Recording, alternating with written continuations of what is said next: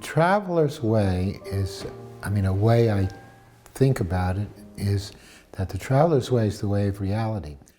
But reality is different for different people depending on how you think about it. So you might think of it as a kind of a judo. The understandings of the Traveler's Way are very old, 2,000 years old at least, early Buddhism.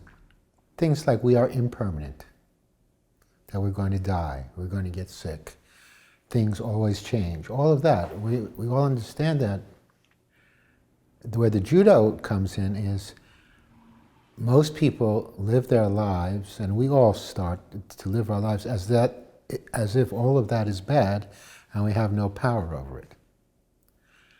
On the other hand, it's like in judo, what you do is you use your opponent's weight or motion, as in aikido, to actually flip them.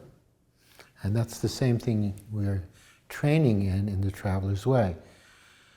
On one hand, we don't like the idea that we're impermanent, that we're going to not be here forever.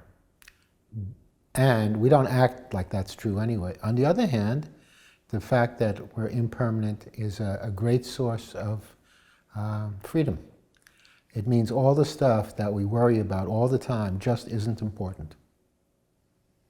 So, although you won't be here forever, you can use the impermanence of life as a way of really being here while you're here and then not being a kind of worried misery all the time.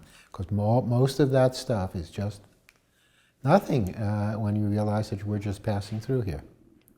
Now, to understand it in depth, impermanence, is to understand that not only are we impermanent, but the universe is impermanent.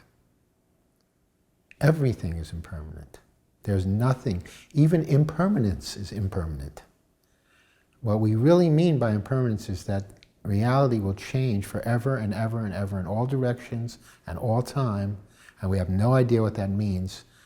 Especially now, with the current theories about multi-universes, the multiverse, we basically live in the middle of an inconceivable reality. So what is the only thing you can really do is to let go. It's not to grab today, it's simply to let go. To accept, that's why I think of it as a way of reality. It's to accept what is with the same understanding that we can't possibly understand what is. When we understand what is, though, we live in a kind of a limited universe. When we understand that we don't understand what is, we begin to live in a more magical universe in which nothing can be really understood. You might say that our temporal existence is so short and life so fast that we really don't ever get a chance to exist in that sense, but we do, subjectively, which is a whole other side. But how do we bring those two things into those two aspects of reality together? Well, we have to consider embracing them instead of fighting them. That you can't fight them, you cannot fight time and space. So the Traveler's Way is what we'll be training in, what we'll be working on during this retreat, and making fine travelers who can skillfully wend their way through this existence.